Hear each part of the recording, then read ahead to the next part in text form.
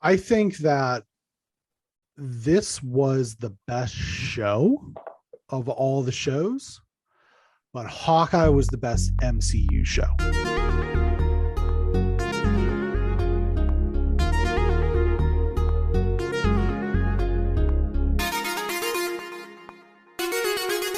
Welcome to the BXG podcast, the podcast where pop culture and nerd culture meet at the nexus of the universe and are melded as seamlessly as multiple personalities and vegetarian monochromatic dishes. Yes. I am one of your hosts, Bretton Beswick, alongside my co-host, the Broccoli Avatar, Greg Filson. How are you this evening, Gregory? I'm doing okay. If for those out there, the voice is a little lower, like than normal. I lost my voice on Tuesday. Glad you found it. Yeah, I found it. Did you put out an APB? I did. They found it in the west side of here in Santa Barbara. We found it. It's not up to par. But there are maybe probably some people out there, some of you weirdos that think the voice is sexier now. Who knows? Obviously the voice is always nasally. That's just how it works, but it is deeper. It's come back. There's just a combination of this time of the year, my voice always goes, and then you're teaching and you talk a lot when you're teaching. And Tuesday just happened today where I had to talk a lot. And I just came home and I lost it. No, it doesn't hurt. Nothing hurts. But I just not at 100%. I would still play. I'm not like Ben Simmons. Oh, my back hurts. I'm not that. I'm actually gonna go out there. We'll run it up and down all day. I'm not bitch made, but wow. Yeah, I'm here. I'm here, ready to rock and roll. Brenton, how are you? I'm also making it back. I've had a gnarly stomach thing. I'm not going to get too deep into the weeds. We'll save that for the Amber Heard segment. There you go. But I am kind of making my way back into the world of the living. But otherwise, I'm getting there. We're getting there. Yeah. It's been an eventful week for sure. There's been a lot to happen. A lot to happen. Indeed. A lot of news this past week with the leak of the Supreme Court opinion. Yeah. And we'll see how that shakes out. We won't get too deep into that. There was a new Obi-Wan trailer. Did you happen to see that? I did not watch it because I didn't know which trailer we were doing this week. Okay. And so I have not watched it. Fuck it, let's do it right now. Let's do it. Let's just do it. All right, trailer. I'm down. Cool. We don't usually do these on the pod any longer. We are doing it live. You're looking live. Yeah. I love it. I'm down. I have an advertisement. So this is Obi-Wan trailer number 2. Mine's a minute 29. And the description. Same one. The description of the Force is back in a new Star Wars limited series called Obi-Wan Kenobi. Ewan McGregor reprises his role as the iconic Jedi Knight 17 years after his last appearance in Episode 3, Revenge of the Sith. Revenge of the Fifth, baby, which will begin on May 27th. So the exciting thing about this is, well, we'll wait and see. Are you ready? We're doing it live. Let's do it. Okay. Let's do it live. 1, 2, 3, here we go. Sounds like Uncharted from the music a little bit. Oh, looks like Star Wars now. Blade Runner Star Wars. Blade Runner Star Wars. I'm gonna turn my volume up here. It's really low volume for all you people. Yeah, low. Mine was as well. Is as well.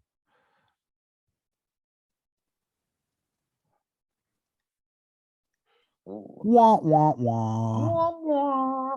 It's a burn. Major burn. Like a bantha.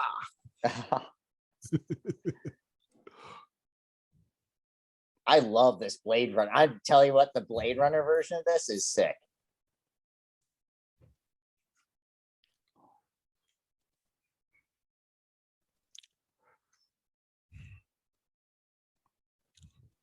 I have to say, was that Kamal. yeah, Yeah. here we go. Now we're talking. Now we're. Yeah. Oh, yeah. That's how you hype a trailer. That's how you right do it. there. That's how you do a trailer. Oh, man. I got the goosies. Yeah. There we go. So, That's how you do it. That is how you fucking do a trailer, everyone. wow. I'm sorry. That just got me so pumped. Oh, man. I just want to go out and just like, I'll slap the floor and play some defense after that. That is a trailer. Yeah. Woo! Yeah. Woo! I'm really excited for the something that we don't really get in any of the movies because they haven't really filled that gap in between the prequels and the original trilogy, aside from Rogue One and some of the cartoons and what have you. But the Jedi Inquisitors are the Inquisitors who are, hunting the Jedi. And I think that seems to be one of the things that this show is going to focus around. So that's really interesting. Will give us a different look that most people haven't really seen of Star Wars.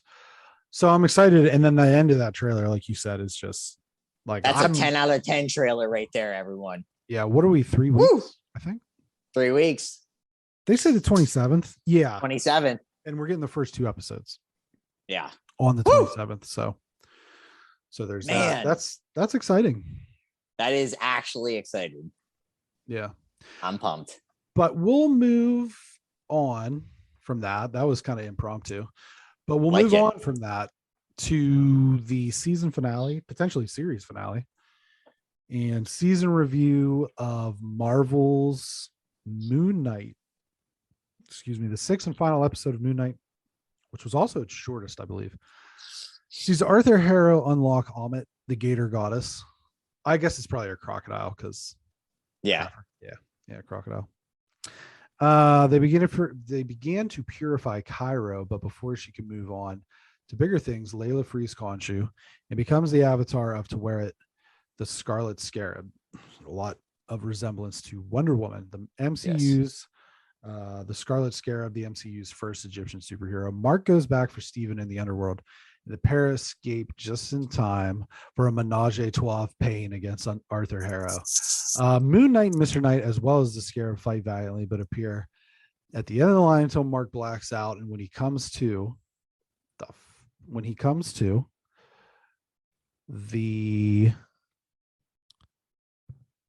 that threw me off. The tables have turned. The tables have turned, and dramatically so. Layla and Mark cast a spell binding Amit to Harrow's body, and Mark and Steven give up their Moon Knight, Mr. Knight powers and wind up back in jolly England, enjoying a life of double retirement.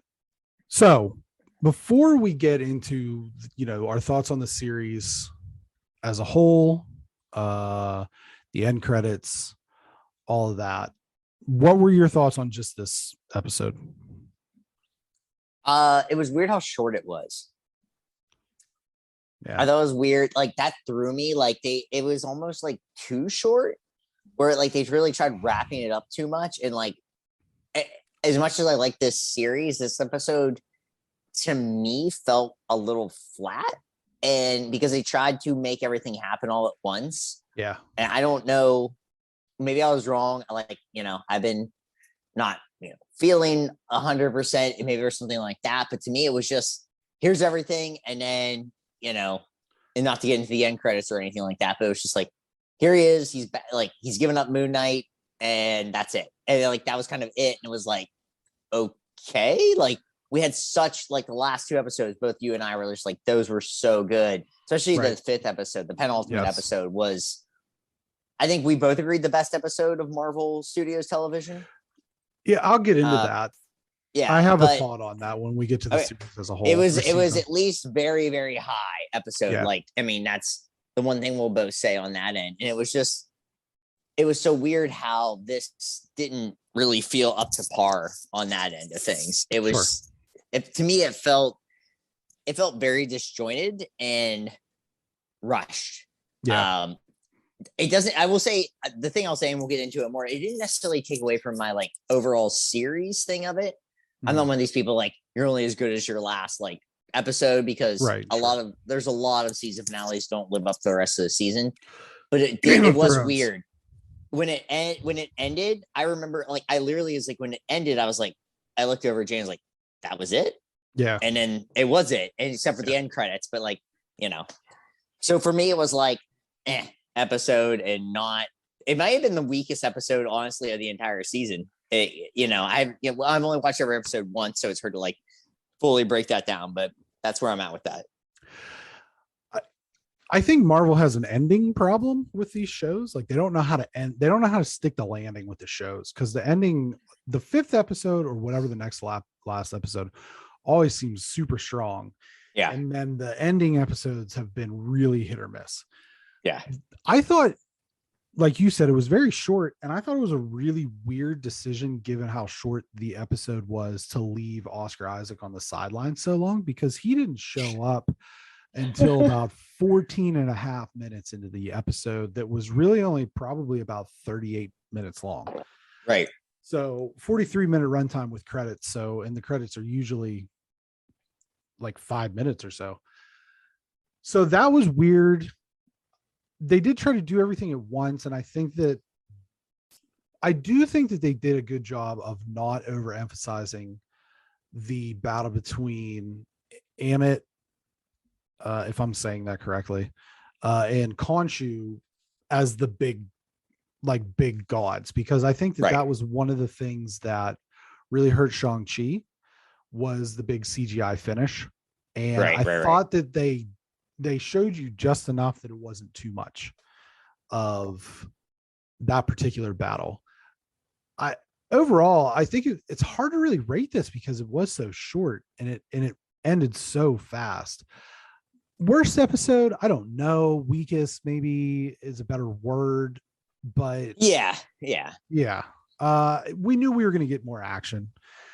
I enjoyed in the final action set piece the back and forth between Moon Knight and Mr. Knight. And I don't know why it stuck with me.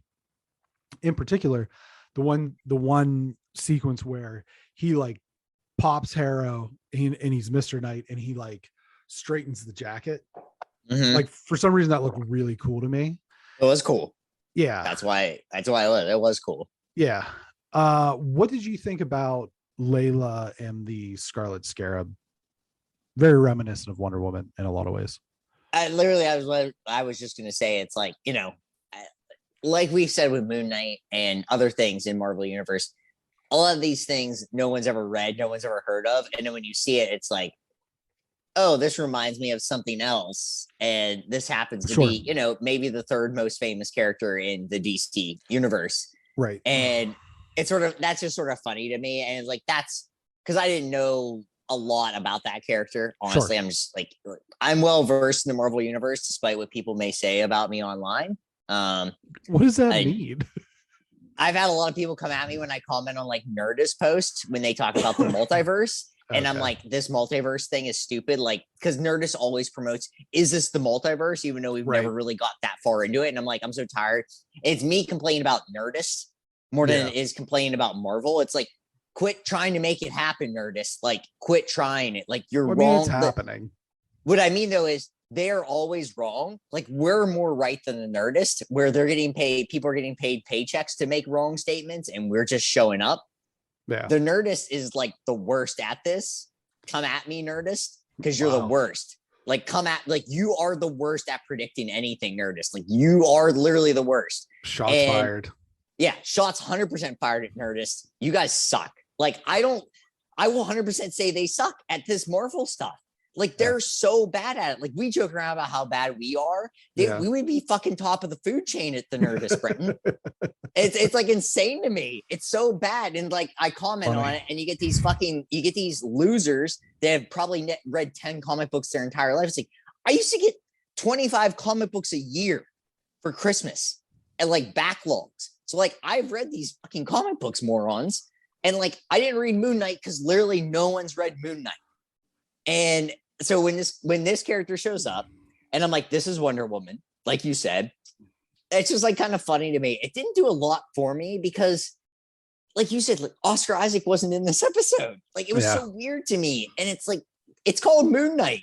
He's Moon, like he's the, and it was just like, it just wasn't, it didn't work for me. This whole episode was just so, in a way, it was kind of boring because there wasn't that like 4 and 5 energy of like dissecting the brain and all this stuff. It was like, all this has been pushed aside essentially, and he's okay now.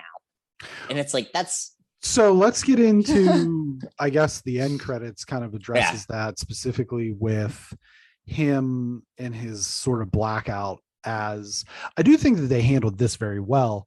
Yes. When he blacks out in the final fight, and then all of a sudden, you know, he's down for the count, and Layla is pinned to the car.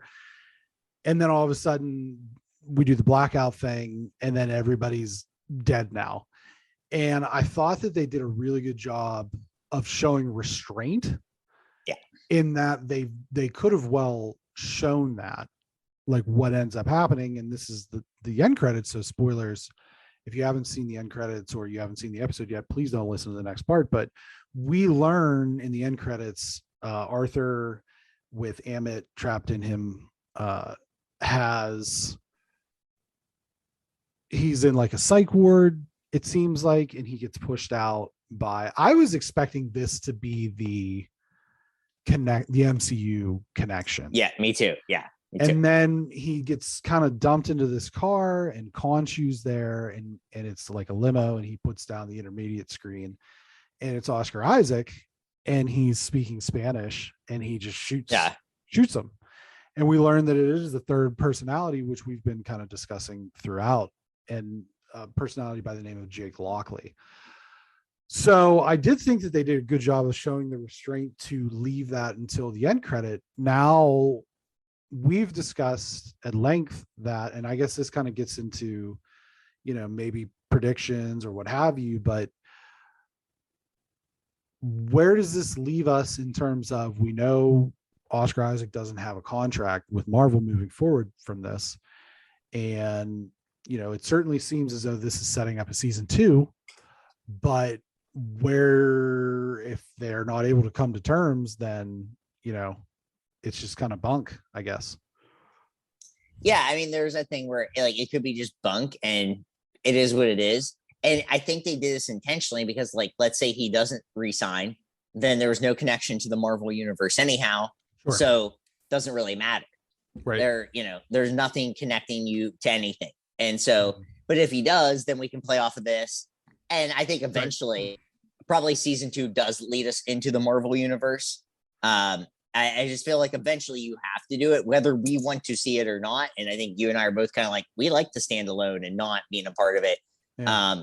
Because this, for the most part, this season really worked as that. And like, we kept being excited that they didn't connect to it. And when I saw that they were doing it in end credits, and the reason, like, the good thing about watching things on Disney Plus is, like, if there's an end credits, they keep rolling it and they don't shrink the screen. Right. And so, you know, there's an end credits. And so I was like, oh, here we go. We're going to get whatever, you know.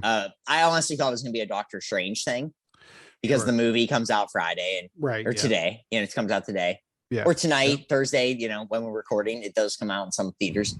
Right. And so I was expecting that, and it wasn't that. And then, it's the third personality because, you know, he obviously has some issues. And then we go. And so to me, like, the way they ended it was very cool because it's like, we don't sign this contract. This is just kind of up in the air, and you can think of whatever you want. And then if it does, then we have this storyline. And at least it makes sense. Work from. At the very least. There were 2 cameos cut from the show, and the director did not say what they were. He said it was in the first scene of the show and the last scene of the show. So I think that the end credits were probably not originally what the end credits were. Right. Yeah. As they were scripting this out. And he did say, we don't need this. And he also said that the biggest compliment that they can give this show is that it doesn't feel like a Marvel show. So with that being said, let's get into thoughts on the full 6-episode arc, whether it be the series, whether it be season 1. Overall thoughts. I really like it. Like I said, the 6th episode doesn't make me like dislike it any more or less. It really doesn't. It was just like, because those 4 and 5 episodes were super, super strong. I still like, I love Hawkeye. Right. I thought that from beginning to end was, and nothing's ever perfect, but that was a really nice episode of a character that is popular, but not Captain America and not Iron Man.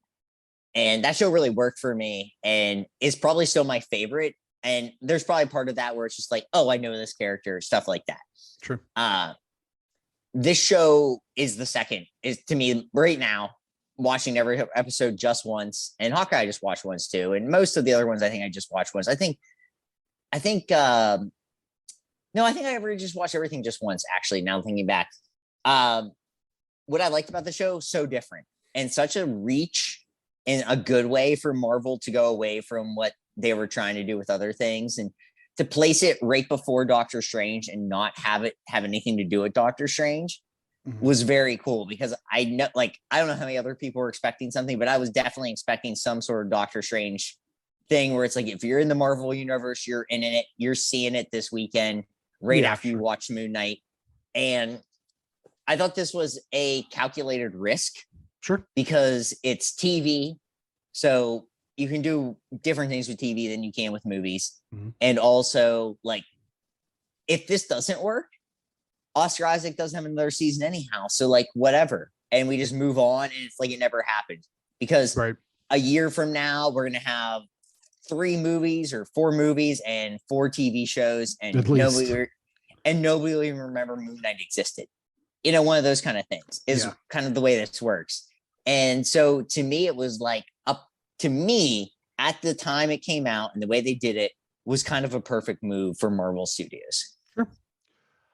I think that this was the best show of all the shows, but Hawkeye was the best MCU show. Sure. Yeah. And I think that, so to differentiate, this did not feel like a Marvel show throughout. I like, how much do you think Moon Knight or Mr. Knight, even for that matter, was on screen? It couldn't have been more than 10 minutes. Right. You know, throughout. Superpowers were very lay in like the background. Vague. Yeah. Yeah. And so obviously we get the last episode where you're going to have a little bit more than that. But I mean, episode 4 and 5, there was very little. And, 5, there wasn't any. There was barely any in 1, barely any in 2. 3 had quite a bit. But I would say all told, if you look at it, couldn't have been more than 15 minutes. No. And this was a story of a man who's mentally broken. And I'm excited to see, if they do a season 2, how this other personality fits into that. Right. And so I think from that standpoint, and obviously we've talked at length about Oscar Isaac and the job that he did in this show. Very talented actor. One of the most underrated actors in all of Hollywood, in my opinion. And this was a lot for him to chew on. I thought Ethan Hawke was great. I thought that the other supporting characters, it was so minimal. There's really only 3 characters in this of consequence, because you have Layla, you have Mark and Steven, and which I guess you could say are 2 different characters. And then Arthur, and everybody other than them is just background.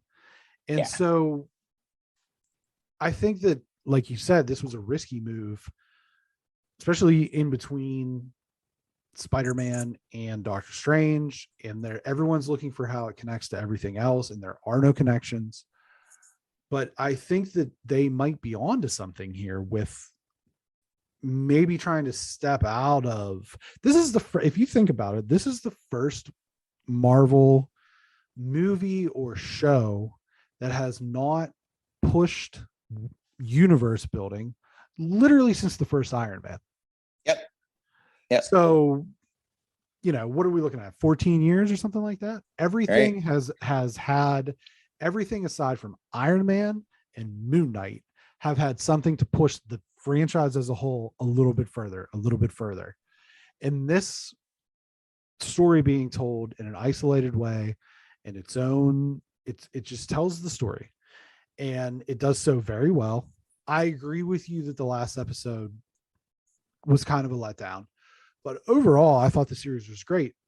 And I would say again, of all the Disney Plus shows, I mean, hell, you had world building in What If? It's a cartoon. Right. You know what I mean? Yep. So this has been the best show, period. But Hawkeye, for what it is, better MCU show. Yeah. I would say WandaVision 2 probably better MCU show. Yeah, I would say better MCU show for both of those, but this is a better television show. Yes. Yeah. Yeah. That's my opinion.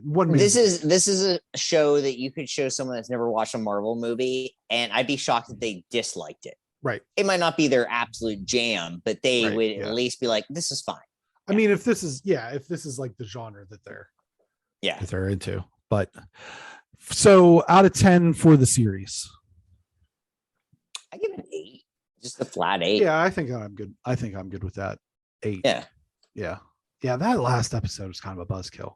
I have, this is weird because obviously this is saying like something that directly connects, but it actually made me more excited for She-Hulk, and I was pretty excited about She-Hulk. But like, I love the idea of like courtroom drama. Sure. And like them doing that, I think, and then connecting it back. Obviously, it'll be connected back to the MCU. There's just no way you can't. Right. It made me excited because just the storytelling of that will probably be pretty good. I'll be shocked if it isn't. Yeah, we'll see. We're really hoping, Moon Knight season 2. Yeah. Hoping it happens. So we'll move on from Moon Knight, which was grand old fun. Let's talk about Survivor. Let's do it. Here. Let's do that. The Alliance of 8, which lasted all of 8 seconds, starting to look at each other as prime targets at the reward challenge, which is a race to land a sandbag on a platform. Lindsay wins the reward of pizza dinner and one night's sleep in a bed in a shelter, which is a big deal at this point. She's allowed to bring 2 along and chooses Omar and Mike. Omar, sensing discord between Mike and Hai, informed Mike that Hai views him as a puppet. Mike sets his sight on Hai, with the other viable target being Jonathan.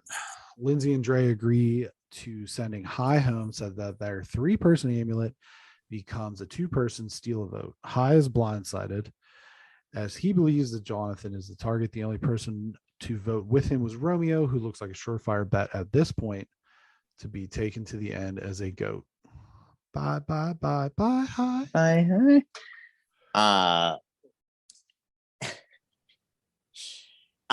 Hai cracked me up this entire episode. He was riding so high, and pun intended, pun very much intended. Like Bill Simmons. I'm not going to steal anything. I'm not going to pretend like I'm if you listen to Bill Simmons throughout the years, he always has the irrational confidence guy.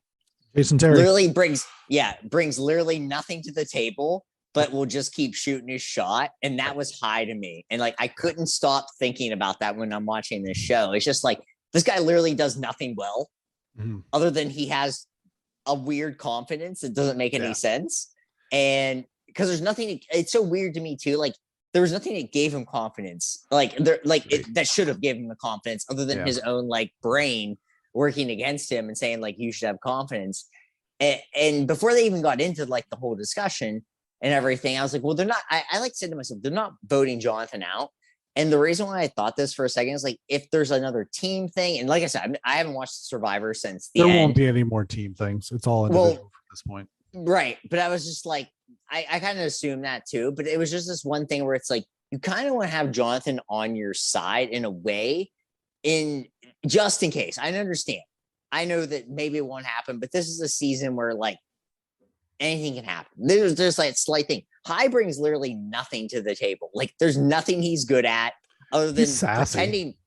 Well, other than pretending that he's sassy. He's not even like actually, I think, really sassy. And the way he went out was like hilarious to me. He's like, you guys really got me. You guys really got me. Like, oh man. I don't. And yeah. No. And like I said, I've not watched this since the first season, and I'm sure there's an irrational confidence person every season. Oh, usually that thinks they're like complete. Yeah. I mean, Rocksroy kind of was really. Yeah, Rocksroy kind of was, but Hai was just like and it's so weird because his name's fucking High, and I can't believe I keep saying.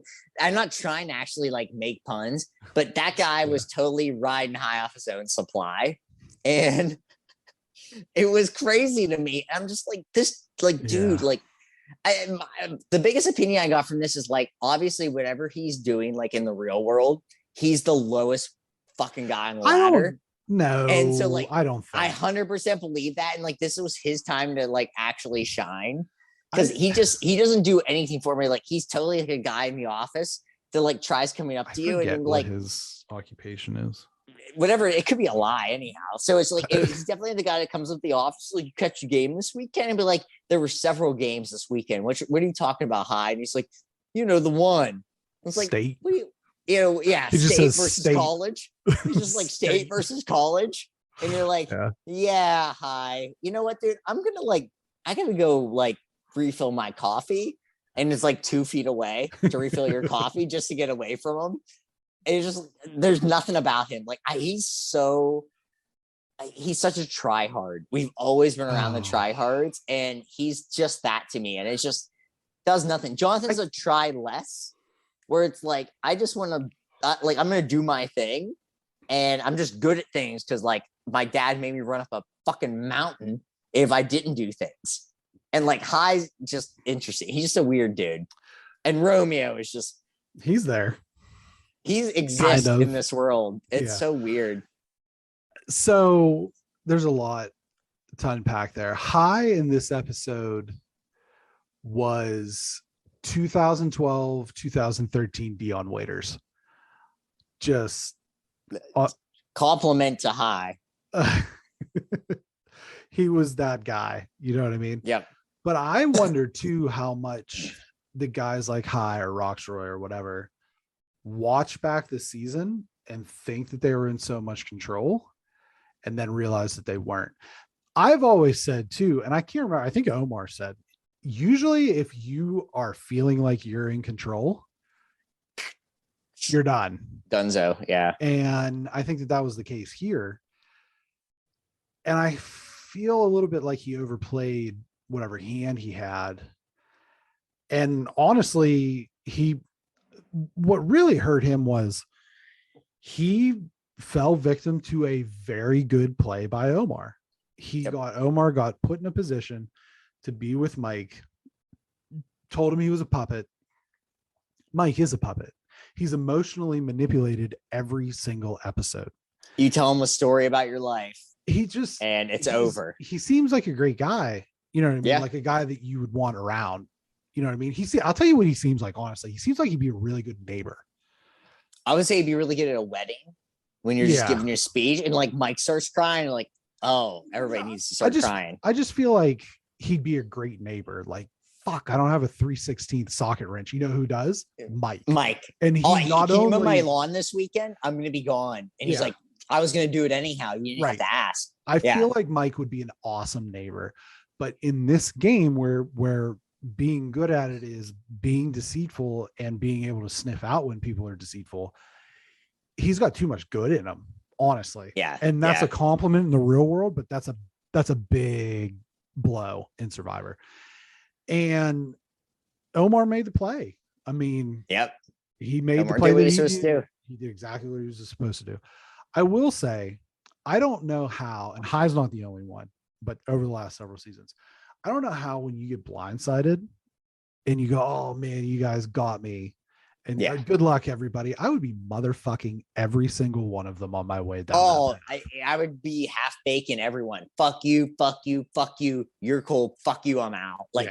He was too generous about that. I would be dropping F-bombs. I'd be like double burden it. I'd be Draymond Green this whole thing.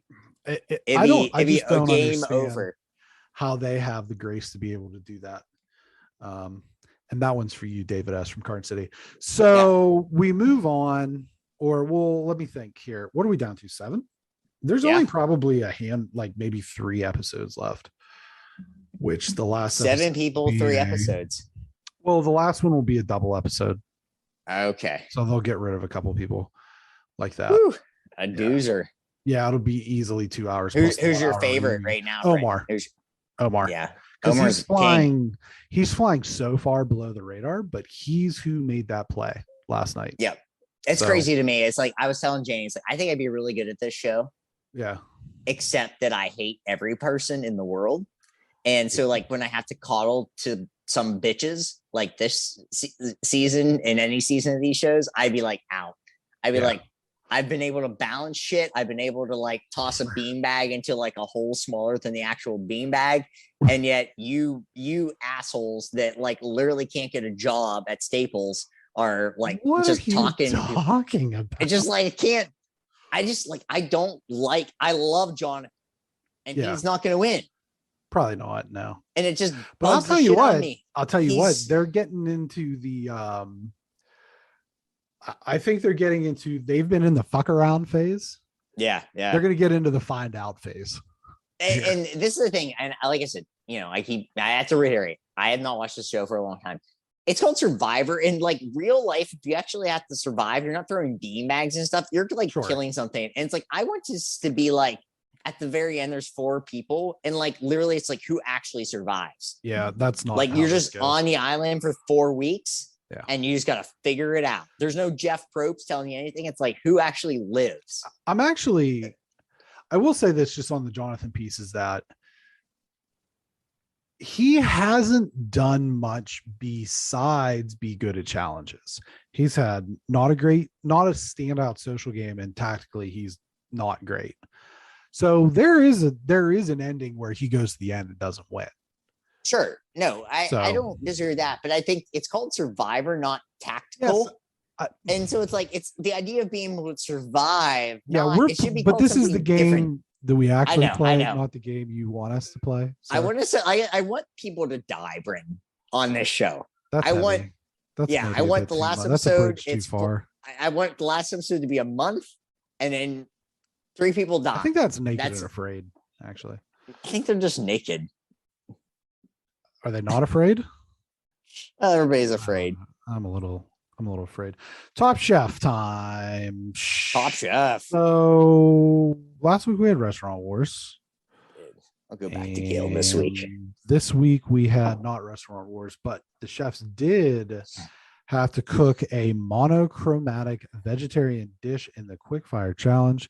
And Damar was able to take home the final immunity with his green dish of a broccoli steak with harissa glaze, tremolo, and a creamy avocado puree. In the elimination challenge, chefs are tasked with making something from their soul.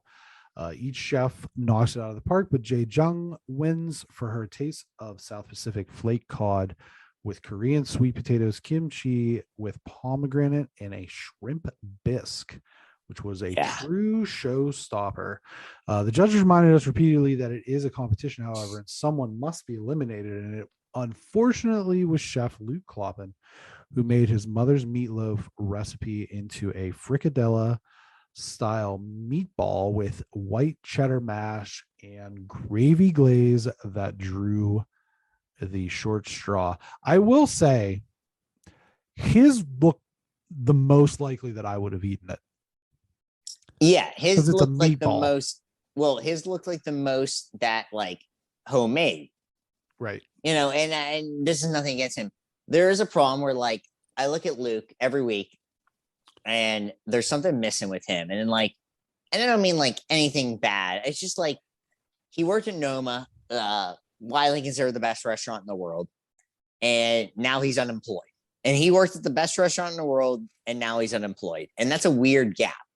To be the sous chef at that restaurant and then go from unemployed. So there's something gone there. And it's either it's confidence or it's style or it's I think natural, like confidence. I think that's what it was. And that was my last thing. It was like, or it's just pure confidence. And it was weird. And we don't know how he went out. Like, we don't know how he left at that restaurant. We don't know if it was by choice. We don't know anything about that. And where is that at? Isn't it in like Iceland or something? It's in Renee Rosepi is the person, but is the head chef there. Copenhagen.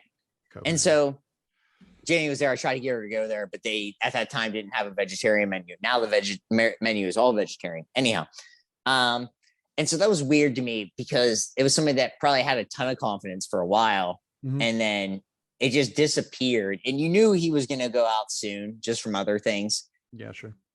And to me, I've always said, and I think I mentioned this last week on Restaurant Wars, is the episode after Restaurant Wars is usually a really basic episode. Because Restaurant Wars is so strenuous. It's so rough. And what's funny about Restaurant Wars is like any other show, Restaurant Wars is the final battle. But in Top Chef, it's like, we just got to weed someone out that just can't handle this. Yeah. And it weeded someone out that couldn't handle it. So weeded someone out that didn't have taste buds and like couldn't smell anything. Right. Which is, the two main things you need with food. And then the week after, it's just like, who can actually cook? Yep. And this is what happened. Is like everyone else, I don't think anyone made anything to me that was just like, this is amazing. Right. It was just like, you get by and then you move on. And Luke just didn't have anything left in him. And I wish him the best because I think, like, obviously, if you were able to make it to Noma and work under Renee Verzepi, under that, like, genius and that kind of thing, it's like, obviously, there's something there. And I feel bad that actually he was on this show. I honestly do. It was just like, I think there's something that he has and he's not able to show on this because he's just been beaten down so much. And I think there's probably a thing too where maybe he left and then COVID happened and there's all these little things. And it made me kind of sad for him because I like, he seems like a likable guy. Like he definitely seems like someone you would go and have a beer with, but he just has nothing left in him. And like his spirit seems broken and that's sad. And this is what you see sometimes on this show. And, cooking is such a thing where like this show's about this, but anytime it's like you're only as good as your last meal. Sure. And that was rough. And it was just a bad show for him. Like you said, it looked good. I will 100% agree. It looked good right now. Yeah. It looked really good. And if I were to make my mom's meatloaf and it failed, like that's on me. My mom's meatloaf was always killer. Always killer. And I'm sure he thought his mom's meatloaf was always killer. But there was nothing left in him. Like it was literally like he had his soul taken away from him. And it was rough. It was actually like a rough episode to watch after Restaurant Wars. Yeah. Yeah. I think, I don't have a lot to say. I think you put a good bow on it. He could come back in Last Chance Kitchen. Yeah. I'm not sure that should be here in the next week or two that'll be concluding. Yeah. So there's that option. Obviously Ashley came back. She won a quick fire. She was the winner of Restaurant Wars, like the solo winner. So I don't know. Sometimes you just need to, and I agree with you, like the confidence thing, because even Padma was like, oh, he's finally starting to come out of his shell. Yeah. You know what I mean? Like he was a 7th grader being the last kid picked for dodgeball, Well, yeah. But I don't, this was, like you said, I think this was a kind of a gimme challenge because it was just like there weren't really any parameters. It was just like make something and attach it to a decent story. Yeah, you know what I mean. So they always do this. Though. This is like classic. This is a classic thing. If you watch this, let's see here. So there's that, and we will see how things pan out next week. But in the meantime, media recommendations. Girl from Plainville wrapped up. That show's really good. Just, if you like weird mystery, murder, whatever kind of things, it's a good fictionalized version of that. Hulu. Okay. Hulu. Tokyo Vice, HBO. We're going to review it. Next week. It just wrapped up. We're going to review it next week. Perfect Bid. It's on Netflix. It's a Price is Right doc by this guy that actually figured out all the prices of everything and was able to give someone a perfect score.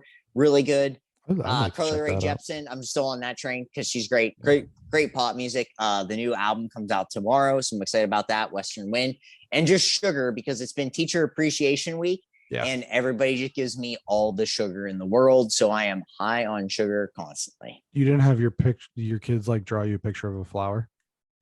No. Oh, that's what my son did for his teacher. We're gonna do Jackson Pollock paintings tomorrow because I don't like Jackson Pollock, and I'm gonna explain sometimes we do things we don't like. Okay. Media recommendations for me is also Tokyo Vice. I really enjoy it and looking to finish it off. Did you finish it yet? 5 episodes deep. Once you Okay. told me So you we're couldn't do about- it, yeah. we watched other things. Yeah. Took the foot off the gas. Yeah. Between that and here's what I'll say. I haven't watched We Own the City yet, but I'm certain that it's good. Yes. And the Tokyo Vice and Winning Time. HBO is really killing it. HBO is Right crushing now. it. Too bad they have that Game of Thrones series coming out. Oh, snap. Outside of that, I'm just, still enjoying the Chili Peppers. Got it on vinyl. So yeah, nice. That. And there you have it, friends. Thanks for listening, watching. Hawaii, thank you. Aloha. Well, catch us over on social media, facebook.com/BHG Podcast, Instagram @BHG Podcast, @GTFills, @Y2B, Twitter @BHG Podcast,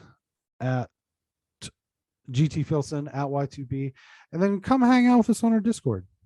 Yeah. BHG Podcast. Open invite. Not that open. Open invite. Come on. Yeah, everybody. Gail, Padma, Tom. Yeah. Come on. Oscar. Anyone? Oscar, that'd be great. Love to get Oscar. Gail or Padma, if they want to come live in person, there's a seat right here next to me. Doesn't have anything to do with the Discord. No, I'm sorry. Just they can write their Discord here. What are you talking about? I don't know. BXG Podcast publishes every Friday. And Tom. 9 Tom a.m. can come here Eastern too. Standard Time, 6 a.m. Pacific, 4 a.m. Hawaiian. Aloha. On podcast services around the globe. Podbean, Apple Podcasts, Google Podcasts, Spotify, so on and so forth. Take care. Thanks for listening. Enjoy the impromptu. Tell your mothers on It's Mother's Day this weekend. It's Mother's Day this weekend. Yeah, tell your mother. So don't forget to call your mom. For God's sakes, call your mom. Give your mother the gift of the BXG podcast. Yeah, that's the best gift you can give anyone. Truth. Take care, friends. Thanks for listening.